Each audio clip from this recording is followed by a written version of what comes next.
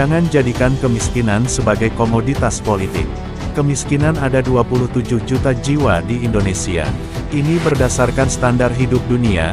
Jika orang yang dianggap miskin hanya punya penghasilan $2 per hari atau setara Rp30.000. Kalau UMR DKI dijadikan standar, mungkin jumlah orang miskin di atas 100 juta orang. Di China, orang yang membicarakan kemiskinan rakyat di ranah publik, dianggap sebagai teroris media. Mengapa? Karena kemiskinan itu tidak perlu dibicarakan. Tapi dilakukan tindakan nyata. Kalau dibicarakan dan dinarasikan, itu pasti udah politik dan pasti korup. China sampai sekarang tidak ada rakyat miskin, kalau ada, maka lurahnya diganti, karena dianggap tidak bisa memberikan pekerjaan. Bagi kepala daerah yang tidak melakukan tindakan nyata mengatasi kemiskinan, maka itu dianggap melawan ideologi. Di Indonesia ini, kemiskinan jadi narasi kampanye ketika pemilu dan setelah usai pemilu itu terus dibicarakan dan terus.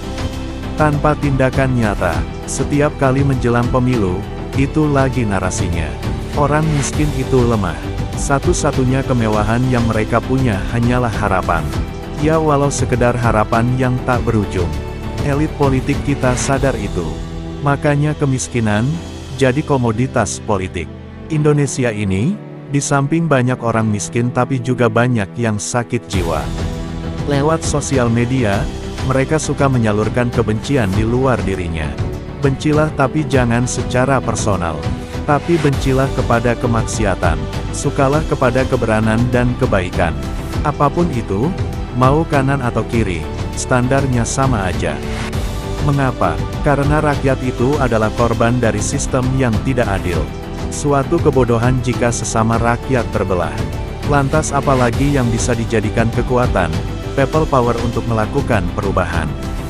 Tidak, kita tidak memerlukan people power untuk perubahan, tapi perubahan bisa terjadi karena kekuatan dalam diri kita, untuk berani berspekulasi. Sebenarnya saya bicara kepada diri saya sendiri. Sekali lagi saya tegaskan, saya sedang bicara pada diri saya sendiri. Harapan untuk merubah hidup kita itu datang dari diri sendiri.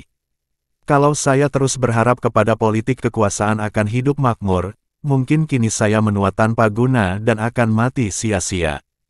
Kini saya menua tapi baik-baik saja. Walau bukan konglomerat tapi saya masih berkecukupan untuk berbagi dengan sesama. Dan saya sudah pasti, tidak ngoyo dan haus kekuasaan, walaupun di PHP para politikus. Salam toleransi.